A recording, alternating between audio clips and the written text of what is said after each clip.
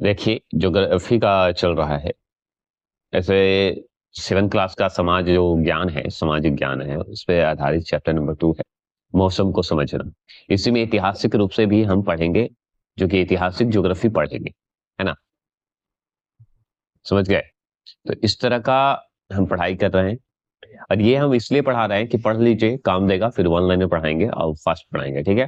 तो देखिए, अध्याय 2 में देखें मौसम को समझना। तो मौसम को समझना जो अध्याय 2 है, पहला अगर मेरा नहीं देखे प्लेलिस्ट तो देख लीजिएगा। तो इसमें क्या है कि मौसम को समझना है, तो मौसम में परिवर्तन ही स्वयं एवं विश्व के नवीकरणीय के लिए पर्याप्त है। समझ गए? अब मान लीजिए हुक लाइन हम एक रखें कि मौसम बदलता है तो जीवन चलता है। प्राकृतिक यही चक्र की या यही चक्र ही धरती को सुंदर बनाता है। उसी तरह हमारे जीवन का सर्कल है। अभी बच्चे हैं तो बड़े होंगे तो जवानी भी आएगी, तब जवानी जब ढलेगी तो बुढ़ापे भी आएंगे। मोटिवेशनल कोट थोड़ा सुन लीजिए। हर मौसम कुछ सिखाता है, धैर्य रखो, हर कठिनाइयों के बाद खुशियों की बहार लाता है, तभी तो सीखिएगा। तो चलिए, नलिन अकाडमी शुरू कर रहा है। ये अध्याय 2 है।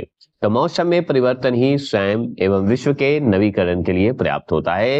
ये कहने वाले फ्रांसीसी उपन्यासकार जो उपन्यासकार हैं, उनका नाम है प्रूस्ट। प्रूस्ट है, ठीक है? प्रूस्ट, प है, पू है, प्रूस्ट, मार्शल प्रूस्ट।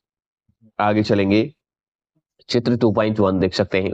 चित्र में आपको कई प्रकार के चित्र दिख रहे हैं। और भी सुनिए, महत्वपूर्ण प्रश्न क्या पूछे जा सकते हैं, आपके मन में बनते क्या है, बच्चों के मन में क्या बनता है कि हम अपने आसपास या आसपास पड़ोस में या पास के पड़ोस के मौसम का आकलन एवं निरीक्षण किस प्रकार कर सकते हैं। पास के पड़ोस में हम अपने पास तो कर लिए भारत में, लेकिन पास के पड़ोस में क्या होता है भाई, उसका प्रभाव तो पड़ता होगा ना, पड़ता होगा।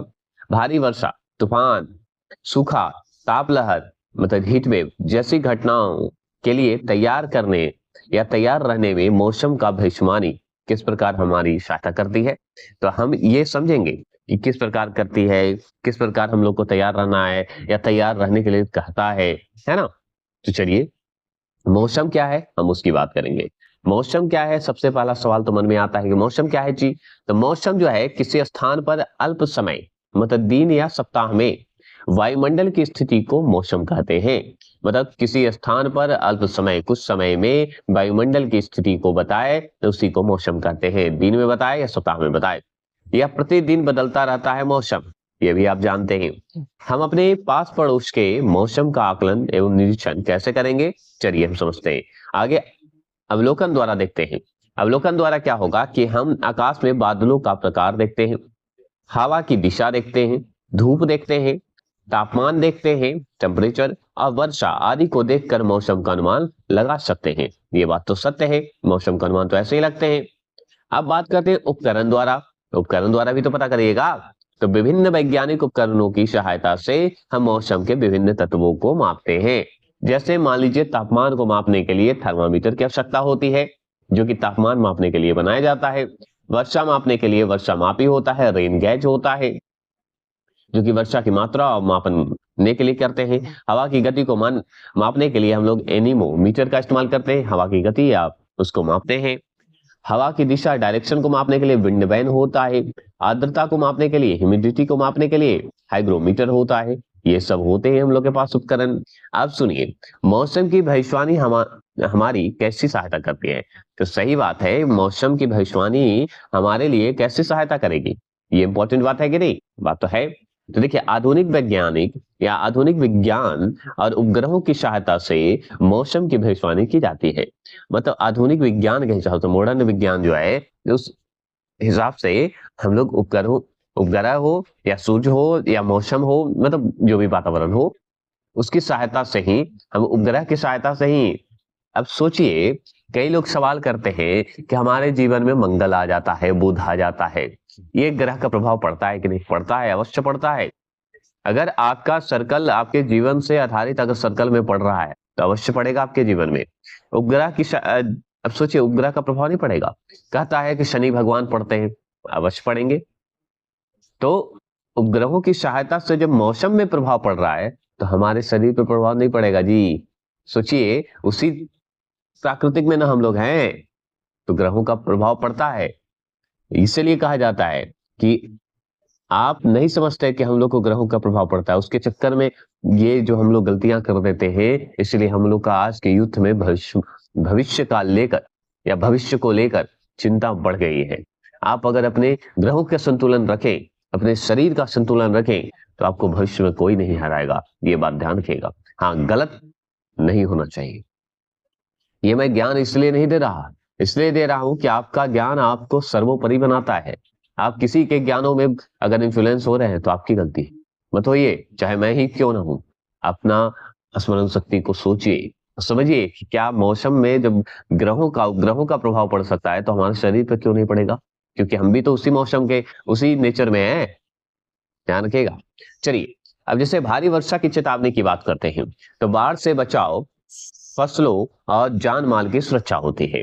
तो भारी वर्षा की चेतावनी जो है, बाढ़ से बचाव करता है, फसलों और जान माल की सुरक्षा करता है। भारी वर्षा चेतावनी देता है। तूफान की चेतावनी क्या देता है भाई?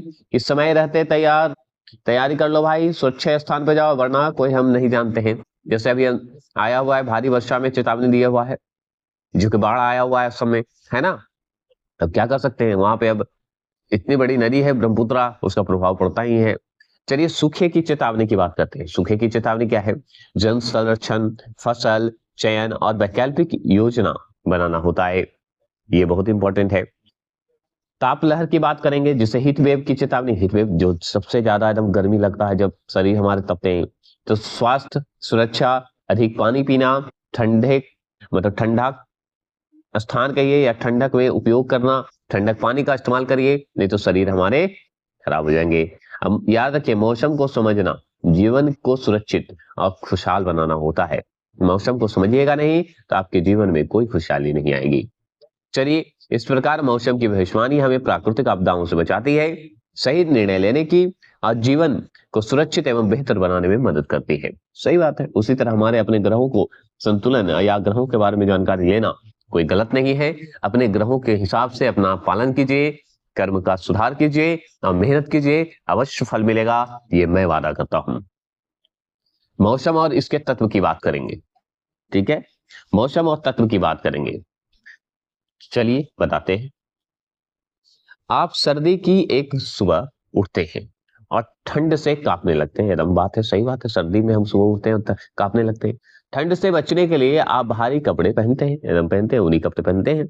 गर्मी में आप ऐसे कपड़े का चयन करते हैं जो आपको ठंडा रखने में सहायक होता है और आरामदायक लगते हैं। आपका शरीर मौसम का अनुभव करता है और आप अपने शरीर के संकेतकों के अनुसार प्रतिक्रिया करते हैं। लीजिए, अब सोचिए कि सर्दी, गर्मी, ठंडा, ये सब का महसूस जब करवाता है हमारा शरीर, तो अब बताइए कि ग्रहों का प्रभाव हमारे शरीर को नहीं पड़ेगा जी? बताइए, ग्रहों के हिसाब से ही ना हमारे शरीर मौसम जो बदल रहा है पृथ्वी पर, ठंडा गर्म हो रहा है, तो हमारे शरीर पर नहीं प्रभाव पड़ रहा है? शरीर पर देखिए, गर्मी में एकदम अकोका जाते हैं, ठंडा में एकदम अकोका जाते हैं, दलदलाने लगते हैं। तो क्यों? यही है मौसम का प्रभाव। जब मौसम का प्रभाव हमारे शरीर पर है, तो हमारे जीवन में जो ग्रह होते हैं तो वो उसका प्रभाव नहीं होगा। आप अपने सोच के देखिए, दूसरों की बातों में ना रहें। ये मैं इसलिए नहीं बोल रहा हूं, हम बोल रहे हैं अगर आप अपने ग्रहों का मेडिटेशन के माध्यम से या अपने भविष्य को अगर सोच समझ के चलें, तो आपके जीवन में कभी दुख आएगा, और दुख आएगा तो उसे झेलने की समस्या जो होती है ना, वो आपके पास पावर आ जाएगा। दुख भी आपको आनंद आएगा। इसलिए ज्ञान दे रहा हूं कि कई लोग गलत रास्ते पे जा रहे हैं, जो कि अब गलत बात है। हमारी संस्कृति हमें ये सिखाती है कि मजबूत खुद बनो, किसी से मदद नहीं लेने की आवश्यकता है। सही गलत का फैसला लेना सीखो। मौसम क्या है? सुनिए, मौसम है किसी समय और स्थान विशेष पर पृथ्वी की वायुमंडलीय दशाओं को मौसम कहलाते हैं। तो किसी समय और स्थान जो विशेष कर कहिए या विशेष पर पृथ्वी की वायुमंडलीय, जो पृथ्वी का वायुमंडलीय जो दशा है, उसके मौसम कहते हैं, पृथ्वी का मौसम। किंतु वायुमंडल क्या है भाई? वायुमंडल जो है, सरल शब्द में कहे तो हम एक गैसीय परत है ना, जो कुछ ग्रहों से घेरी रहती है। और पृथ्वी के संदर्भ में इन गैसों को हम वायु कहते हैं। यह वायु कहलाता है। समझ गए, वायु कहलाता है। अब सोचिए कि आगे हम पढ़ लेते हैं, उसके बाद बताएंगे कि पृथ्वी का वायुमंडलीय परत क्या है। वायुमंडल तक है ना जी, हिंदी इंग्लिश दोनों पढ़ेंगे। अब सुनिए कि पृथ्वी के वायुमंडल की तुलना अनेक परतों वाले केक से की जाती है। जैसे केक होता है ना, 1 परत 2 परत 3 परत 4 परत 5 परत, है ना, केक के रूप में की जाती है। पृथ्वी की सतह के सबसे निकट वाले परत को क्षोभमंडल, जिसे हम ट्रोपोस्फियर कहते हैं। निचले वाले परत को क्या कहते हैं, जो निकट है वो है क्षोभमंडल, जिसे ट्रोपोस्फियर कहते हैं। और यही वह क्षेत्र है जहां सभी स्थलीय वनस्पति और प्राणी मतलब मानव सहित निवास करते हैं और श्वास लेते हैं। अब सोचिए, ये अगर ट्रोपोस्फियर नहीं हो, क्षोभमंडल नहीं हो, तो हम लोग सांस भी क्या, जीवन जीने के अधिकारिक भी नहीं है अगर ये खत्म हुआ तो। समझिए हमारी प्राकृतिक हमारी रक्षा कैसे करती है, और हम लोग प्राकृतिक के साथ ही खेलते हैं भविष्य में। अब देखिए, इसी परत में लगभग सभी प्रकार की मौसम संबंधी घटनाएं घटती है। तो जितने भी मौसम संबंधी घटना है क्षोभमंडल में ही घटेगा, जिसका अध्ययन हम इस अध्याय में ही करेंगे। जैसे मान लीजिए क्षोभमंडल की थोड़ी बड़ाई कर लेते हैं। क्षोभमंडल जो है पृथ्वी की सतह से 6 से 18 किमी तक विस्तृत है। कितना है, 6 से 18 किमी तक विस्तृत है।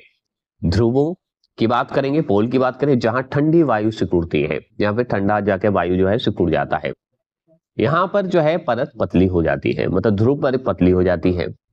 और उष्णकटिबंधीय जो ट्रॉपिकल है क्षेत्र पर, यहाँ पे परत मोटी हो जाती है। किसका, क्षोभमंडल का, मतलब जहां गर्म वायु है वहां पे फैलेगा। अन्य परतों के बारे में आप अपनी विज्ञान की कक्षाओं में अध्ययन करेंगे, आगे हम करेंगे, टेंशन लीजिए, विज्ञान में करेंगे।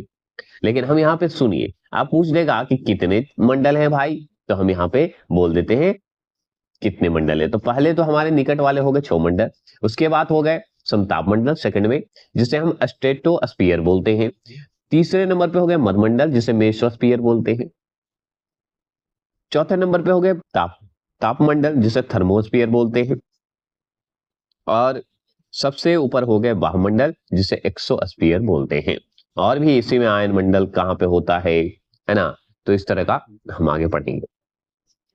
अब जैसे मौसम का वर्णन करने के लिए हम अनेक शब्दों का उपयोग करेंगे। जैसे मान लीजिए गर्म, ठंडा, वर्षा, मेघाच्छादित, मतलब बादल की बात हो रही है, आर्द्रता की बात हो रही है, ह्यूमिडिटी की बात हो रही है, बर्फीली, तूफानी, ये सब की बातें करेंगे। इनके माध्यम से हम मौसम के विभिन्न तत्वों की परिभाषा का अनुभव करेंगे, परिभाषित करेंगे एवं अनुभव भी करते चलेंगे। जैसे आइए पता लगाते हैं कि आप अपनी स्थानीय भाषा में मौसम का वर्णन करने के लिए किन किन शब्दों का प्रयोग करते हैं। जैसे हॉट, कोल्ड, वार्म, है ना, चिल्ली, ठंडा, क्रिस्प, प्लेजेंट, है ना, मतलब खुशी वाला जो होता है, आदि सामान्यतः अंग्रेजी भाषाओं में उपयोग किए जाने वाले शब्द हैं। अंग्रेजी भाषा में है, इसी को आप हिंदी भाषा में कर दीजिए। जैसे मौसम के तत्व की बात करेंगे, सबसे पहली बात इंपॉर्टेंट है। अब मौसम के शब्द है तो सुनिए, तापमान है, टेम्परेचर है, तो ये वायुमंडल कितने गर्म अथवा ठंडा है ये पता करते हैं, है ना। वर्षण क्या होता है, वर्षण को हम प्रेसिपिटेशन बोलते हैं। प्रेसिपिटेशन क्या होता है कि जल के वे सभी रूप, जैसे वर्षा, हिम या सहिम वृष्टि या ओले, जो आकाश से पृथ्वी पर गिरते हैं। हिम वृष्टि जो होता है, जो जमी हुई अथवा आंशिक जो रूप होते हैं, रूप से जमी हुई वर्षा को हम कहते हैं, जो जम जाती है, बर्फ जिसे पत्थर कहते हैं, है ना। आगे चलिए, आगे है वायुमंडल दबाव, वायुमंडलीय प्रेशर, जिसे एटमोस्फेरिक प्रेशर बोलते हैं। एटमोस्फेरिक प्रेशर क्या होता है कि वायु का वह दबाव जिसे हम पृथ्वी की सतह पर अनुभव करते हैं। ओला क्या होता है, सुन लीजिए, आकाश से वर्षा के साथ गिरने वाले बर्फ के छोटे छोटे टुकड़े को ओला कहते हैं। हिम जो है थोड़ा ज्यादा कठोर हो गया, ओला जो है उससे छोटा हो गया, ऐसे भी याद कर सकते हैं। पवन जिसे विंड बोलते हैं, वायु का संचालन जिसमें इसकी गति और दिशा सम्मिलित होती है। आर्द्रता, आर्द्रता जो होता है ह्यूमिडिटी होता है, वायु में उपस्थित जलवाष्प की मात्रा को कहते हैं। जलवाष्प जो है जल की तरल रूप से गैसीय रूप में परिवर्तन होना, ठीक है। पूर्वानुमान क्या होता है, पहले से अनुमान या पता लगाना, जैसे मौसम के विषय के बारे में, ठीक है। जब मौसम के बारे में हम भविष्य का पता लगा सकते हैं, उपकरण बना लिए, तो याद रखिएगा हमारे जीवन में जो परिवर्तन हो रहे हैं उसका पता क्यों नहीं लगेगा, उसका भविष्यवाणी क्यों नहीं हो सकता पहले जमाने में, प्राचीन काल में। तो कहीं ना कहीं कुछ तो अनुभव होंगे ऋषि मुनियों को, कुछ ना कुछ तो ज्ञान होंगे, ऐसे थोड़ी अस्तित्व में आए, है ना। तो आप सोचिए कि किसी भी चीज को, जैसे मान लीजिए एक बात बताते हैं, प्रेमानंद का नाम सुने होंगे, नाम जाप करते हैं ना जी। तो नाम जाप करने से ये नहीं कि नाम जाप करने से भगवान मिलते हैं, लेकिन हाँ, नाम जाप करने से आपके मन को संतुलित करता है, मन एकाग्र करने में काम करता है। और वही एकाग्र जब हो जाएगा तो आपको लगेगा कि मुझे ईश्वर आपके सामने मिले हुए हैं, और वही आपको अपना एक मार्गदर्शक के रूप में काम करेगा। इसलिए नाम जाप करने के लिए कहा जाता है। आप इसे गलत गलत रास्ते पे ले लीजिएगा तो अलग बात है ना। तो नाम जाप करने से मन को शांति मिलती है, आग्रता एकाग्रता मिलता है। आप फोकस कर सकते हैं किसी भी क्षेत्र में। अगर मान लीजिए जॉब है, जॉब के लिए आप नाम जाप कीजिए, ठीक है। आप एकाग्र कीजिए। अब खाली नाम जाप कर दिया, भटकते रहेगा मन, तो नहीं होगा। समझ गए? ये जरूर ध्यान रखें। ये आपके पॉइंट ऑफ व्यू से, लेकिन प्रेमानंद जी के हिसाब से देखा जाए तो वो भी अपनी जगह पे बहुत अच्छे हैं, समझदार हैं और अच्छे सोचते हैं। तो हम भी आपके लिए वही कहते हैं। आइए विचार करते हैं। अब इस पे विचार करेंगे हम। आइए अब इस पे विचार करते हैं। देखिए, कल्पना कीजिए कि चेन्नई का जो है कृष्णा कश्मीर में रहने वाले अमीर से वार्तालाप कर रहा है। अमीर हो, जो भी व्यक्ति है वहां पे हो। तो कृष्णा कह रहा है कि पिछली रात की वर्षा के बाद चेन्नई में ठिठुरन हो गई है। अमीर पूछता है कि वहां कितनी ठंड है। कृष्णा अमीर को कैसे बताएगा कि चेन्नई में कितनी ठंड है। आखिरकार कृष्णा के लिए जो मौसम ठंडा है वह अमीर के लिए बहुत सुहावना हो सकता है। सही बात है। जो कश्मीर में रह रहा हो ठंडा में, वो अगर दूसरी जगह पे जाएगा तो उसके मुताबिक इसको तो दिक्कत होगी, और जो यहाँ है इसके मुताबिक इसको अच्छा होगा। तो ये सब अपना अपना हिसाब से है। और हो सकता है जहां ज्यादा ठंड हो वहां पे जाएगा तो दूसरे को अच्छा लगेगा। आगे सुनिए। जैसे कि आप देख सकते हैं कि कृष्णा के लिए अपनी ठंडक की अनुभूति आमिर को समझाना तब तक कठिन है जब तक तापमान को मापने कोई सर्वमान्य साधन ना हो, मतलब मापने का कोई यंत्र ना हो। यह बात मौसम के अन्य तत्वों पर भी लागू हो सकती है। इस अध्याय में हम सामान्य मानकों का उपयोग करते हुए मौसम को मापने और समझने का प्रयास करेंगे। अब ये बात है तो चलिए आइए और भी पता लगाते हैं। अब सुनिए, आपके अनुसार मौसम के अधिक सटीक आकलन से क्या लाभ हो सकता है? मन में चलता है। तो हम संकेतक के रूप में देखते हैं कि कुछ घंटे अथवा कुछ दिन पहले मौसम के विषय में जानकारी पूर्व जानकारी कहिए, आपको कुछ गतिविधियों की योजना बनाने के लिए किस प्रकार सहायता करेगी। सही बात है कि अगर मान लीजिए आपको पता चल गया तो आप सतर्क हो जाएगा जी, है ना। चलिए अब देखिए, यहाँ पे दे रहा है कि प्राचीन काल से ही, सोचिए, किताब भी दे रहा है कि प्राचीन काल से ही मनुष्य ने प्राकृतिक का ध्यान पूर्वक अवलोकन किया है। हमारे ऋषि मुनि पहले ही प्राकृतिक का जो है ध्यान रखे।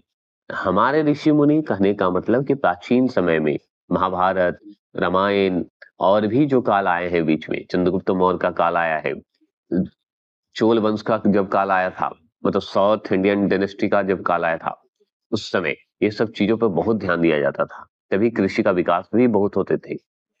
और मौसम के पूर्वानुमान हेतु इसके संकेत को पढ़ना सिखा गया। सोचिए, इसी के अनुसार प्राचीन काल के हिसाब से ही पढ़ा गया है और उसके अनुसार ये मौसम बताया गया है, मौसम के बारे में बताया गया है। अच्छा सोचिए, आज हम लोग जो भी उपकरण बना रहे हैं, आप उस साइंटिस्ट से कभी पूछिएगा, याद रखिएगा, वो कभी ये नहीं बोलेगा कि मैंने खुद तैयार किया है। क्यों? क्योंकि वो नाम उसी का है कि खुद तैयार किया है। वो बोलेगा मेरा मेहनत है। बस पढ़ के कहाँ से आया है, किस चीज को सीखा है, उस पढ़ने के बाद ये अनुभव करते हुए आता है। प्राचीन किताब को ही पढ़ना पड़ता है, क्योंकि प्राचीन किताब का इतिहास बताता है कि हम हर चीज पहले से बता चुके हैं। उसी के माध्यम से हम आपको सामने दिखा रहे हैं, समझ गए। जीरो का खोज बहुत पहले हो चुका था, लेकिन जीरो का नाम किन का आता है? आर्यभट्ट का, क्योंकि उन्होंने प्रूफ दिया, साक्ष्य दिया कि चलो लो, है ना। तो इस तरह का देख सकते हैं। अब देखिए, पक्षियों को कम ऊंचाई पर उड़ते हुए देखना। अंडे ले जाती हुई चींटी को आप देखे होंगे, काष्ठफल या मेवे एकत्रित करती हुई गिलहरी को आप देखे होंगे, मेढक की तेज क्या बोलते हैं गड़गड़ाहट कहिए या टरटराहट कहिए, अथवा यहां तक कि चीड़ के शंकुओं का सूखना, अब बंद होना आदि भी आने वाली वर्षा या तूफान के बारे में संकेत प्रदान करती है। चींटी का ज्यादा चलना, वर्षा आ सकती है भाई। गिलहरी का होना, एकत्र होकर मेवा ले जाना, ये भी है। और चाहे मेढक को तेज टर्टर करता है, वर्षा का अनुभव करता है, ये सब गलत नहीं है। यह ज्ञान जो है पीढ़ी दर पीढ़ी आगे बढ़ता गया है। आज भी भारत के अनेक भागों में लोग मौसम का पूर्वानुमान लगाते हैं, विशेषकर मौसम के आगमन के लिए पारंपरिक जो तरीकों का उपयोग करते हैं। आपको एक बात बता दें कि आप सोचिए, कभी कभी आपको हंसी आती होगी या आप अगर अनुभव नहीं किए होंगे तो आपको लगता होगा कि ऐसा नहीं, हम लोग से ज्यादा पहले जानवरों को अनुभव हो जाता है कि ये घटना घटने वाली है ना। तो आप सोचिए कि जानवर के पास ये चीज गुण आ चुका है, उसे अनुभव है, इसलिए तो भागने लगता है, तोड़ने लगता है। इसलिए प्राकृतिक संकेतों का अवलोकन हम करते हैं, जिसमें चित्र जो है 2.32 हम देखेंगे। जैसे मान लीजिए एग्जाम्पल में आप पिक्चर के हिसाब से देखिए कि चिट्टी द्वारा अपने अंडों को ऊंचाई स्थानों पर ले जाना उनका एक स्वाभाविक व्यवहार है, जो कि मौसम के या मौसम में जो अपेक्षित परिवर्तन होता है उसको विशेषकर भारी वर्षा को संकेत देता है। तो ये जरूरी है, भोजन वोजन भी ऊंचाई पे जाकर रख देते हैं। मौसम विज्ञान की बात करें तो मौसम और इसके विकास का व्यवस्थित जो है अध्ययन किया जाता है। यही अध्ययन मौसम के पूर्वानुमान का आधार होता है। जैसे चित्र में देखिए 2.3.2 देखेंगे कि पश्चिमी घाट के जंगल में वर्षा की संभावनाओं में टटराता हुआ मेढक ये भी बताता है कि भाई वर्षा हो रही है। 2.3.3 में देखेंगे कि चीड़ के जो पेड़ होते हैं, चीड़ के पेड़ के शंकुआकार होता है, शंकुआकार जिसे बोलते हैं, का खुलना और बंद होना। ये खुला हुआ है, ये बंद हो जाता है। होने वाली प्राकृतिक प्रक्रिया को वातावरण आर्द्रता से प्रभावित होता है, ह्यूमिडिटी की हवा से प्रभावित होता है। चिड़ के शंकु अपने बीज को सुरक्षित करते हुए या सुरक्षित हेतु आर्द्र प्रदेश जो परिस्थिति है या परिस्थितियों के मुताबिक, है ना, तो आर्द्र परिस्थितियों में बंद हो जाता है। और शुष्क जो परिस्थिति होते हैं, मतलब परिवर्तन होते हैं, उसमें बीजों को बाहर फैलाने के लिए खुल जाता है। इससे यह सुनिश्चित हो जाता है कि बीज अनुकूलन मौसम में फैलते फैलते या फलते फूलते हैं। याद रखिएगा, अनुकूलन मौसम होना जरूरी है। और सुनिए, आइए पता लगाइए कि अपने पास पड़ोस के बुजुर्गों से बात कीजिए और उनसे पूछिए कि वे मौसम का पूर्वानुमान कैसे लगाते हैं, वे किन संकेतकों का अवलोकन करते हैं। अपनी क्षेत्रीय भाषा में प्रचलित कुछ कहावतें जो मौसम के पूर्वानुमान से संबंधित हों उन्हें लिखेंगे। अब बात यह है, तो सुनिए, पिछली कुछ शताब्दियों में वैज्ञानिकों ने मौसम के तत्वों को बहुत ही सटीकता के साथ मापने और निरीक्षण करने के लिए तरीकों का कार्य किया है। विभिन्न जानकारियों के आधार पर मौसम विज्ञान यह अनुमान लगाने का प्रयास करते हैं कि मौसम किसी प्रदेश या विशेष में कुछ घंटों या कुछ दिन अथवा यहां तक कि कुछ सप्ताह बाद कैसा होगा। वे यह कैसे करते हैं? क्या वे केवल आकाश को देखकर अनुमान लगाते हैं? नहीं, उनके पास कुछ आधुनिक उपकरण होते हैं। अब हम उनमें से कुछ का अध्ययन करेंगे। अब देखिए, बहुत लोग कई लोग अपने मन की संतुष्टि के लिए सवाल पूछ देते हैं। कोई पूछता है कि भगवान राम हैं, कोई पूछता है कि क्या कृष्ण है। तो उसी तरह जैसे उपकरण की बात हो रही है कि क्या उपकरण होते हैं, जैसे उपकरण को बना दिया गया है और बनाकर साक्ष्य दिया गया कि हाँ भाई तापमापी जैसे होता है कि तापमापी क्या है, थर्मामीटर है। वर्षा मापी क्या है, रेंज गेज है, रेंज गेज से वर्षा मापी करते हैं। वायुदापी मापी बैरोमीटर है। पवनदर्शी एनेमोमीटर है। पवन दिशा सूचक विंड वेन है। और आर्द्र भूमि या आर्द्र मापी करते हैं तो हाइग्रोमीटर होता है। इससे क्या हुआ कि जिस तरह ये उपकरण पहले से ही था, इसे बनाया गया मौसम को पकड़ने के लिए, उसी तरह हमारे भगवान का अस्तित्व को लाइएगा तभी तो पता चलेगा कि भगवान का अस्तित्व है कि नहीं। अब अयोध्या की बात हो रही है, अब चले जाइए आप समुद्र के नीचे तो आपको कृष्ण का अस्तित्व भी मिलेगा। खोजिएगा तभी तो, बिना खोजे अनुमान नहीं लगाइए। तो किसी भी चीज का आज की दुनिया में ऐसा मत बोलिए। जैसे पहले, बहुत पहले का समय था, जब मैं बताता हूं, जब किताब पढ़ता हूं इतिहास, तो सुनने में आता था कि जहाज कैसे जाएंगे ऊपर, क्या जहाज उड़ने वाला होगा? सोचिए, ये सोचते थे, कल्पना करते थे। आज जहाज को भी देखते हैं, उड़ने वाला रॉकेट देख रहे हैं। तो क्या पहले ऐसा नहीं होता होगा? बिना पढ़े तो नहीं बना लिए साइंटिस्ट, कुछ तो पढ़े होंगे। तो याद रखिए कि कोई भी इस धरती पे जो आपको कानों में आया है, वो धरती पे अस्तित्व में है तभी तो आया है, अन्यथा ऐसा कभी नहीं आएगा आपके कानों में। याद रखिएगा, काल्पनिक चीज बहुत कम होते हैं। काल्पनिक चीज तभी आपको सुनने को मिलेगा जब उसका पूर्णतः वास्तविक चीज कहीं ना कहीं विकसित हो रहा होगा।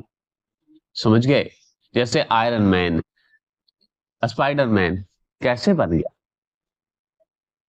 वैसे ही नहीं बने, कल्पना किया, किससे किया? हनुमान से किया होगा, या पुराने प्राचीन काल के महर्षि या उड़ने वाले कुछ होंगे, किताब में कहानियां लिखी होंगी तभी तो। ऐसे ग्रंथ से तो बिना उठाए तो नहीं दिमाग में आया होगा। ये सब सोचने वाली बात है। उसी तरह हमारा मौसम है, मौसम हमें बहुत कुछ सिखाता है, लेकिन पता पता नहीं, हम लोग भूल जाते हैं। चलिए अब बात करते हैं कि यहाँ पे मौसम के जो मौसम मापने के उपकरण है उसमें हम एक एक पॉइंट चलते हैं। जैसे तापमान को ले लीजिए। अब इसमें थोड़ा सा एक स्टोरी सुनिए कि कक्षा 6 में जब जाइएगा, पढ़िएगा, तो विज्ञान के पाठ्य पुस्तक जिज्ञासु में आपने तापमान को मापने वाले विभिन्न तापमापी यंत्रों के बारे में पढ़े हैं। जैसे ज्वार मापी, जिसे क्लिनिकल थर्मामीटर बोलते हैं। प्रयोगशाला तापमापी पढ़े होंगे। लेबोरेटरी थर्मामीटर पढ़े होंगे। आपने तापमान मापने के लिए पैमानों के बारे में भी सीखा है। उनमें से जो सेल्सियस पैमाना है और दूसरा फ़ारेनहाइट पैमाना है। उदाहरण के लिए यदि हमारे पास 15 डिग्री सेल्सियस के रूप में लिखा जाता है, 15 डिग्री सेल्सियस के रूप में क्या करते हैं, लिखा जाता है। ठीक है, देख रहे हैं? और याद रखिएगा, और ठंडा तापमान है तो हम 59 डिग्री फ़ारेनहाइट पे लिखते हैं। ठीक है, इसके बराबर हम लिखते हैं।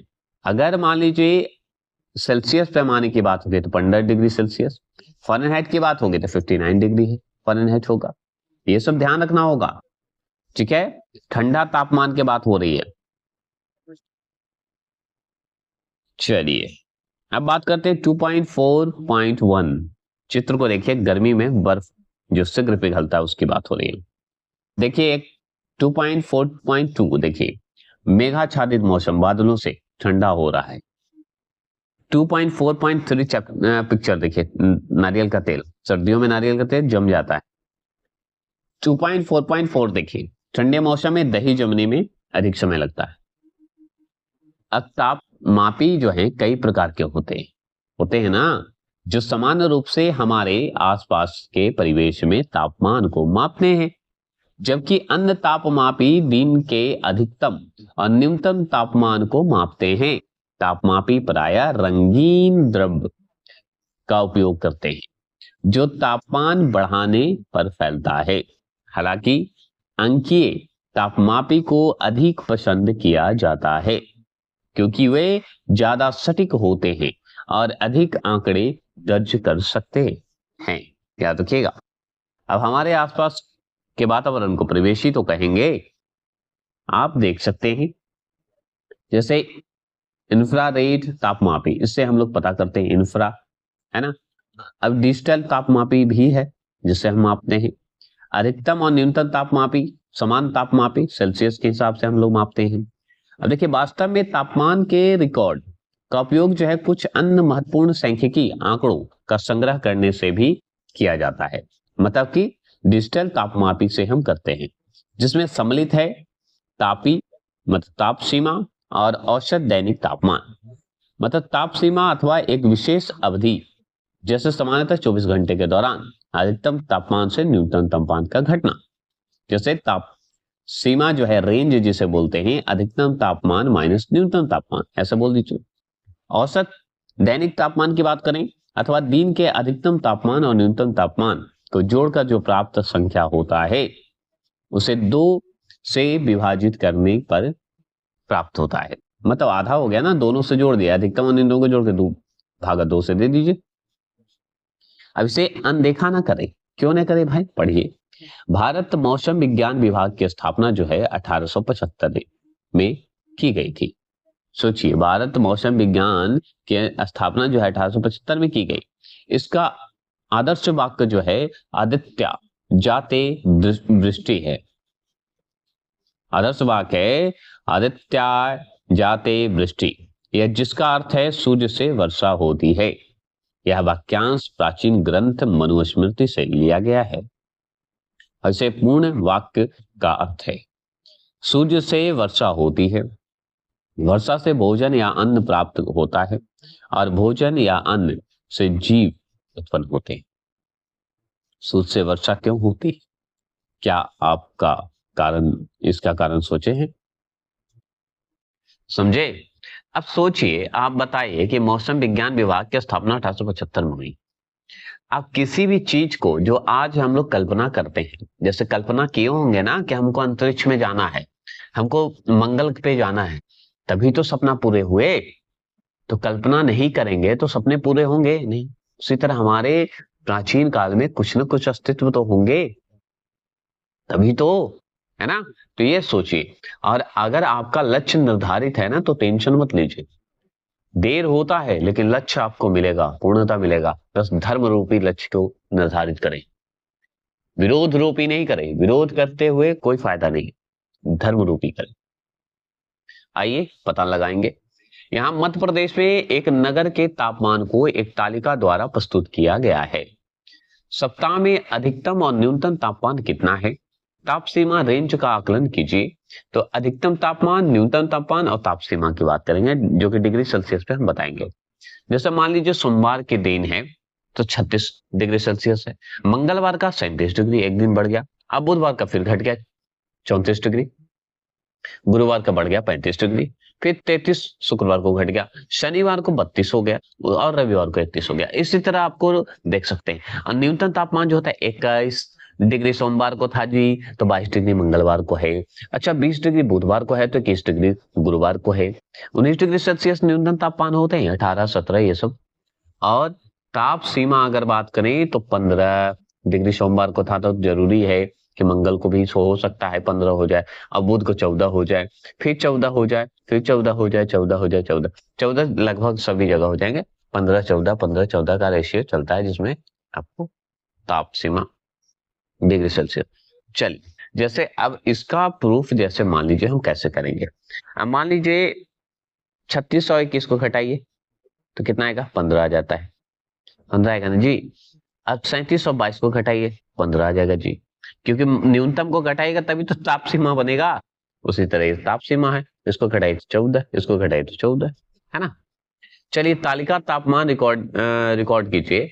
तो जिसमें मान लीजिए 28/2/2025 की बात करेंगे तो इसका सेल्सियस अधिकतम जो है 29 डिग्री सेल्सियस था और न्यूनतम जो था 16 था। वही 1, 3 और 25 की बात करेंगे तो इसमें जो है अधिकतम 30 डिग्री था और 15 जो है डिग्री सेल्सियस न्यूनतम था। इन दोनों को घटाएगा तो सीमा निकल जाता है। इसी तरह सबका यही है, ठीक है। अब डेट के हिसाब से आपको मेंशन करना होगा।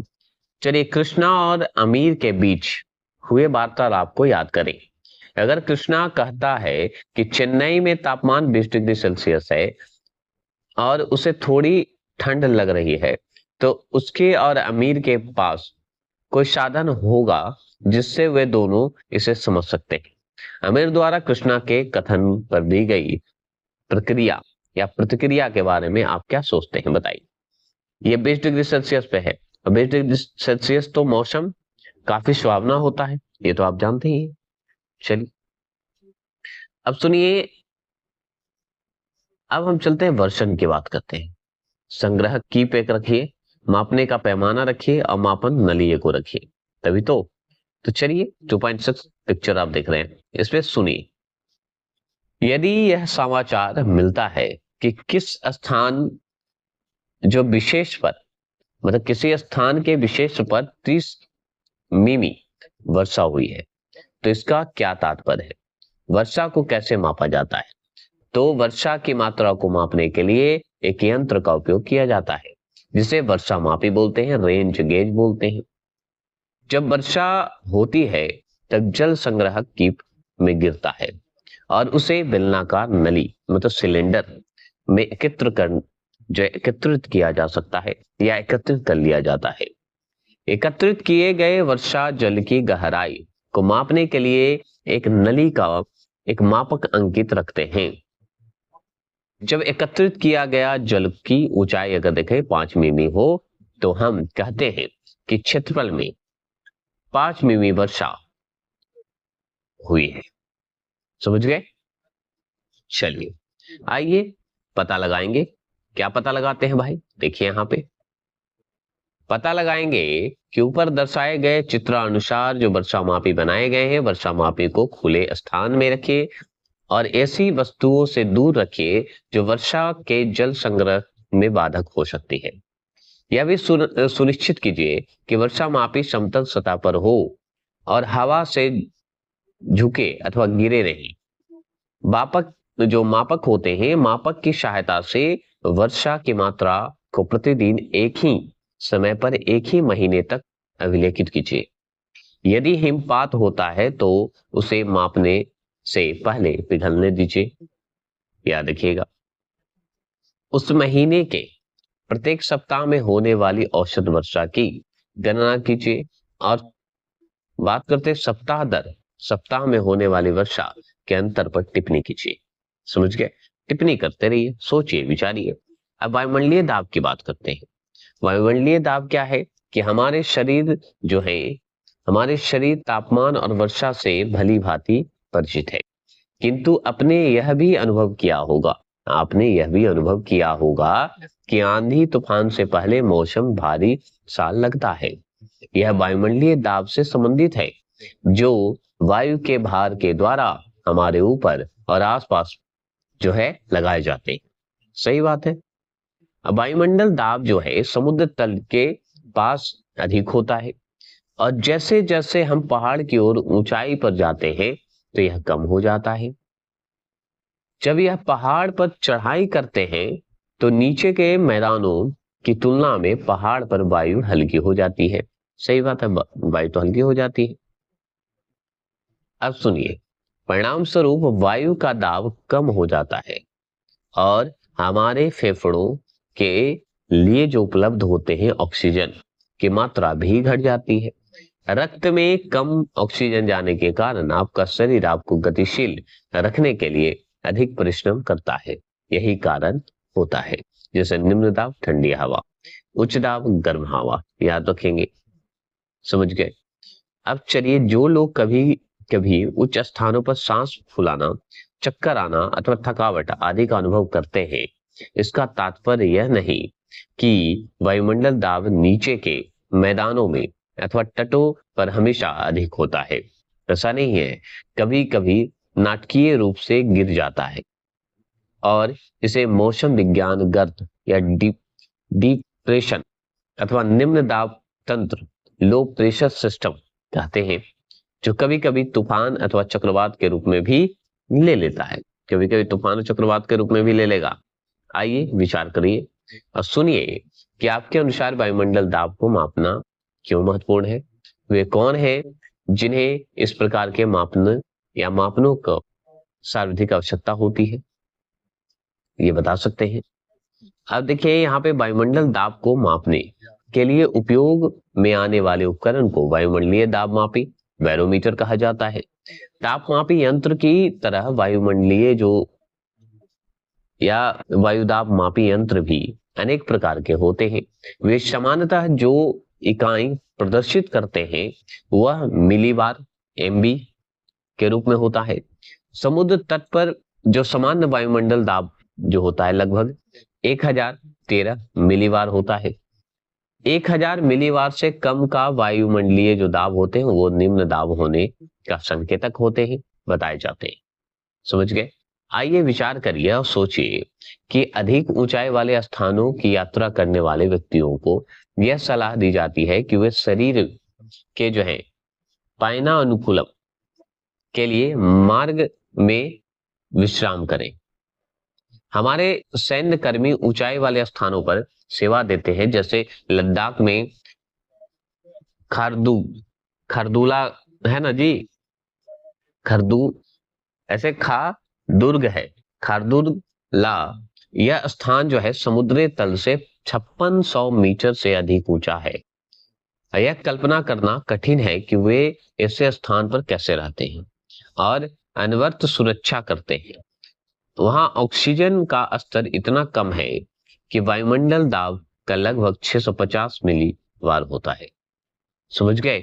खरदू ऐसे खरदुंगला बोलते हैं, खरदुंगला टॉप बोलते हैं, खरदुंगला बोला जाता है, खरदुंगला बोल दिया है। ठीक है, हिमांक है वहां पे। समझ गए? तो आप देखिए, जो पाइन्यू अनुकूलन है ये नई जलवायु अथवा नई परिस्थितियों में स्वयं का समायोजन करना। ठीक है, उसी हिसाब से आपको ढलना है।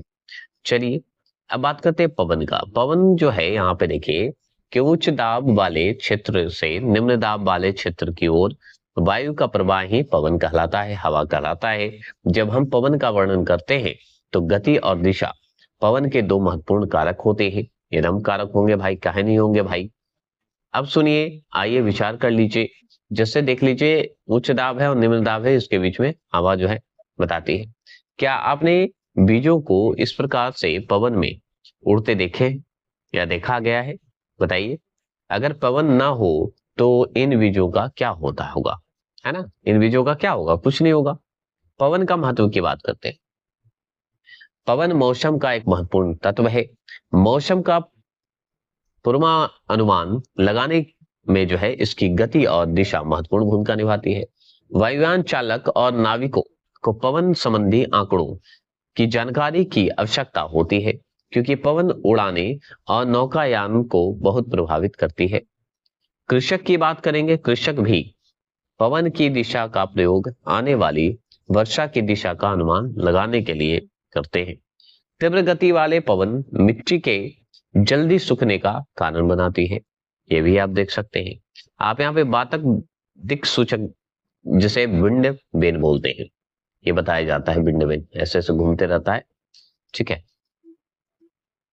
चलिए अब पवन की दिशा और गति को कैसे मापते हैं सुनते जाइए। बातक दिक् सूचक यंत्र से, जिसे विंड वेन बोलते हैं, में एक घूमने वाला फलक होता है, घूमने वाला ऊपर वाला फलक होता है, जिसके एक छोर पर एक सूचक या पॉइंटर कहिए, नुकीला, और दूसरे छोर पर पूंछ होते हैं, पूंछ जैसा, जो कोई तीर देख रहे हैं, तीर का तुम देखिएगा। जब पवन बहती है तो पूंछ पर धक्का मारती है और तब सूचक जो पवन है उसकी दिशा में मुड़ जाती है, और यह यंत्र मंद पवन में भी प्रतिक्रिया देता है। ध्यान दें कि पवन सदैव उच्च दाब से निम्न दाब की ओर चलते हैं, याद रखिएगा। पवन की दिशा और गति मौसम की मुख्य जानकारी प्रदान करती है। वायुयान, नौकायान, कृषि के लिए पवन की जानकारी अत्यंत आवश्यक है। अब देखिए, चित्रण विवरण की बात करें तो वातक दिक् सूचक यंत्र जो है पवन वेग मापी एनीमोमीटर द्वारा हम करते हैं।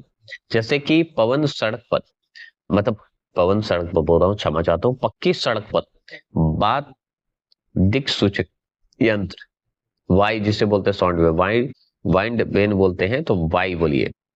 पवन वेग मापी जिसे एनीमोमीटर दाएं की ओर होता है, याद रखना है। पवन वेग मापी है ना, दाएं की ओर होगा। यही सब होते हैं, याद रखिएगा। जैसे देखा जाए, देखिए कि हवाई अड्डा पर जो बात दिक् सूचक जो यंत्र होता है, जिसे विंड शंक बोलिए, विंड वेन, यंत्र को बात शंकु मतलब विंड शंक, शंक्वाकार होता है, शंक बोलते हैं, बात शंकु कहा जाता है। कहां? हवाई अड्डा पर। वायुयान चालकों को यह उड़ान भरते समय, जिसे टेक ऑफ करते समय और उतरते समय, लैंडिंग समय पवन की दिशा का संकेत देता है। इस तरह बात शंकुओं मतलब विंड शंक का उपयोग जो है राख अथवा गैस निस्तारित करने वाले उद्योगों में भी किया जाता है। समझ गए? और सुनिए, पवन की गति और दिशा को मापने के लिए सबसे सरल उपकरण है पवन वेग मापी एनीमोमीटर। इसमें 3 अथवा 4 धातुओं के प्याले होते हैं। आप ऊपर देखे होंगे हमारा एनीमोमीटर को, 4 तरह का या 3 तरह का धातु होता है जो घूमता है, जो एक ऊर्ध्वाधर स्तंभ पर घूमता है। वर्टिकल कर सकते हैं, लंबवत भी कर सकते हैं। पवन जितनी तेज बहती है, घूर्णन उतना ही अधिक होता है। तल पर लगाए गए या लगाए हुए मीटर, या हम मीटर ही कहिए, मीटर यह गिनता है कि पवन वेगमापी मतलब एनीमोमीटर एक निश्चित समय में कितनी बार घूमता है, और पवन की गति किलोमीटर प्रति घंटा में मापता है। तो किलोमीटर प्रति घंटा में यह मापा जाता है। याद रखिएगा, पवन वेगी, पवन की गति मापते हैं। अब देखिए आर्द्रता की बात करते हैं, ह्यूमिडिटी की बात करते हैं। हमारी सूची में मौसम का अंतिम तत्व है आर्द्रता, जो वायु में जलवाष्प की मात्रा को प्रदर्शित करता है।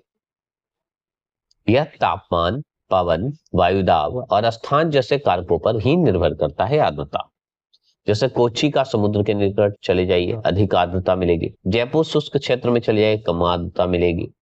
आइए पता लगाते हैं, कोच्चि और जयपुर में जो है कहां अधिक आर्द्रता होने की संभावना है, इसके बारे में हम या आप क्या सोचते हैं या हम क्या सोचते हैं। तो हम जानते हैं कि जयपुर में कम और कोच्चि में ज्यादा होता है। आप अनुमान लगा सकते हैं या लगाइए कि समुद्र के निकट होने के कारण कोच्चि में जयपुर की तुलना में अधिक आर्द्रता होगी, किंतु हम निश्चित रूप से इसे कैसे जान सकते हैं, ये आपको सोचना होगा या हमें सोचना होगा। यदि हमें कोच्चि और मंगलूर के बीच आर्द्रता की तुलना करनी हो तो हम कैसे करेंगे? अपने सहपाठियों से या मित्रों के साथ बातचीत कर सकते हैं। अब देखिए, मौसम केंद्र की बात करते हैं, वेदर स्टेशन की बात करते हैं। वेदर स्टेशन की बात करें तो देखिए, ये हमारा पवन वेगी है, ठीक है। अब ये हमारा वातक दिक्सूचक है। वर्षा मापी इसे कहा जाता है, जो जमा होता है।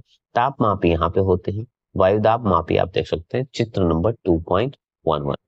जैसे कि आप जानते हैं कि हमें किसी विशेष स्थान और समय पर जो है मौसम को मापने के लिए अनेक उपकरणों की आवश्यकता होती है।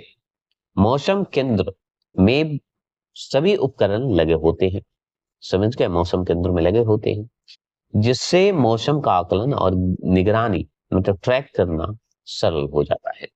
सभी उपकरणों को मापने का अध्ययन नियमित अंतराल पर होता है, जो मौसम के मानची विवरण और पूर्वानुमान में सहायता करता है। अब स्वचालित मौसम केंद्र की बात करेंगे, ऑटोमेटिक वेदर स्टेशन बोलेंगे, वेदर मौसम। तो स्वचालित मौसम केंद्र क्या होता है? ऑटोमेटिक जो चलते हैं अपने मन से।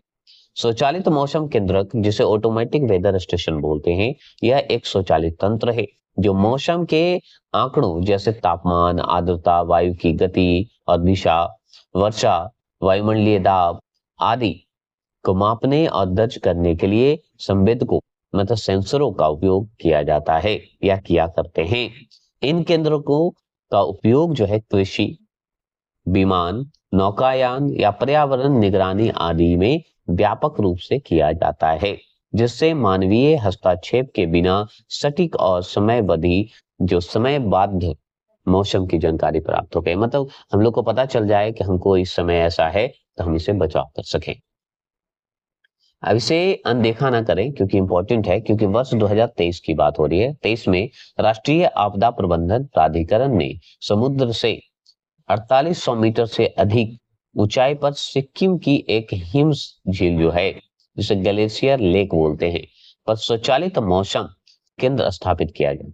समझ गए? यह केंद्र जो है आने वाले मौसम की परिस्थितियों के बारे में पूर्व जानकारी प्रदान कर देता, पहले बता देता है। समझ गए? सिक्किम की एक झील है, हिम झील है। हिम झील में स्थापित किया गया स्वचालित मौसम केंद्र, जो कि स्वयं बता देता है। अब देखिए, मौसम का अनुमान लगाया गया है। मौसम का पूर्वानुमान कैसे लगाएंगे? तो मौसम विज्ञान लंबे समय तक इन उपकरणों का उपयोग करके आंकड़े एकत्रित करते हैं। वे आंकड़ों का अध्ययन करते हैं और मौसम संबंधी पूर्वानुमान लगाने के लिए वैज्ञानिक तरीकों का प्रयोग करते हैं। समझ गए? जैसे आंकड़े एकत्रित यहाँ से किए, यहाँ से करने के बाद आंकड़ों का अध्ययन करेंगे और विश्लेषण करेंगे और फिर उसके बाद मौसम पूर्वानुमान बता देंगे। सोचिए, जब इसमें भी आगे चल के कल्पना ही करके आपको अनुमान लगा के बताना है, जो कि घटना घटित होता है, तो सोचिए जब कंप्यूटर हमारी कल्पना करके हमारे ही माइंड को पढ़ के हमारे ही प्रस्तुति देता है, तो हम अगर सही से, डिसिप्लिन से या नियमबद्ध अगर पढ़े, तो क्या हमारा माइंड हमें साथ नहीं देगा? क्या हमें हमारा क्वेश्चन का मदद नहीं करेगा? अवश्य करेगा। बस अपने आप में मेडिटेट कीजिए। याद रखिए, पढ़ाई भी कीजिए, उससे पहले या उसके बाद, पढ़ने के बाद 10 मिनट हमेशा याद रखिए मेडिटेट कीजिए, या सुबह कीजिए या शाम कीजिए, अवश्य मेडिटेट होइए 10 मिनट। और मैंने बोला ना कि नाम जाप करना, अगर आप मान लीजिए ईश्वर को नहीं मानते हैं कि आप ईश्वर से, भाई आपको लगता है कि ईश्वर नहीं है, तो एक बात जान लीजिए, ईश्वर आपके अनुसार नहीं होगा।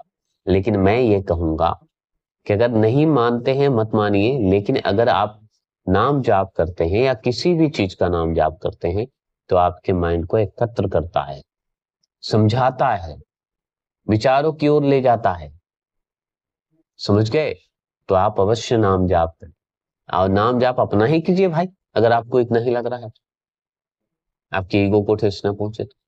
मेरी बात को समझिए, गहराई से समझिएगा। कहने का मतलब यह है कि किसी भी चीज की आलोचना करने से पहले अपनी आप की आलोचना कीजिए, तो आपके जीवन में आपसे बड़ा ताकतवर कोई नहीं होगा। ये ज्ञान इसलिए दे रहा हूं क्योंकि जरूरी था। चलिए, नहीं सुनेंगे कोई बात। अब देखिए, यहाँ पे है, वीडियो का उपयोग करते हुए आजकल चाहे इस तरह की भविष्यवाणियां अत्यंत महत्वपूर्ण हो गई है, क्योंकि जलवायु परिवर्तन के कारण सूखा, बाढ़, चक्रवात जैसे गंभीर मौसम घटनाएं अधिक होती जा रही है और बढ़ रही है। जैसे बाढ़ बढ़ा हुआ है हमारे उत्तराखंड, यहाँ सिक्किम में, अरुणाचल प्रदेश में। मौसम के प्रतीक की बात करें तो कोहरा, भारी वर्षा, बहुत भारी वर्षा, मूसलाधार भारी हिमपात, सहिम वृष्टि, धूल भरी आंधी, ताप लहर, शीतलहर, ठंडा दिन, तुषार होना, मतलब ओसी जो गिरता है, तेज तलीय हवा जो आता है, गरज और चमक के साथ आता है, उष्ण और आर्द्र वाली चीज है, ये सब आपके जीवन में आते रहता है ना। ये 19 मई 2024 को भारत के मौसम की चेतावनी के अनुसार ये दिया गया है, आप देख सकते हैं। देखिए, उपखंड अगर बात करें, चेतावनी का रंग की बात करें तो हरा क्यों देता है? कोई चेतावनी नहीं है भाई, आराम से काम कीजिए। पीला और नारंगी का ध्यान देता है कि भाई इस पे रुक जाइए, धीरे धीरे चलिए। लाल और हल्का लाल क्या होता है? सतर्क रहें, तैयार रहें, कभी आ सकता है। गहरा लाल क्या है? चेतावनी, कार्रवाई करें, जल्दी जल्दी भागें, है ना, यही है। और यही हमारा अगर देखें मोटिवेशनल विचार की बात करें तो मेहनत इतनी खामोशी से करो कि सफलता शोर मचा दे। ये पुराना डायलॉग है, फिल्मी डायलॉग है, आपको मैंने अपनी ओर से दिया है। आज की पढ़ाई कल की जीत, आपको नलिन अकादमी बता रहा है। लक्ष्य बड़ा रखिए, मेहनत उससे भी बड़ा रखो, सफलता खुद झक मारकर आपके पीछे आए, है ना। आप सुने होंगे ये डायलॉग, तो आप कर सकते हैं, बस हार मत मानिएगा मेरे मित्र। ज्ञान की शक्ति है और निरंतर अध्ययन की सफलता की कुंजी मानी जाती है। नलिन अकादमी आपके साथ है, शिक्षा मंत्र के साथ बढ़ते रहें और आगे बढ़ते रहें। आपको लग रहा होगा कि मेरा कंटेंट कमजोर है, लेकिन मैं एक जान लीजिए, भविष्य में मेरा ही कंटेंट आपको आने वाला है। ये मेरा अहंकार नहीं है, आप ये मत समझिएगा, क्योंकि आपके बिना मैं कुछ नहीं होता। अहंकार किस काम का मेरा? लेकिन मैं बता रहा हूँ कि इससे ज्यादा नहीं आएगा। बीपीएससी पढ़िए या किसी भी क्षेत्र का पढ़िए, इसी से। मिलते हैं। जय हिंद, जय भारत।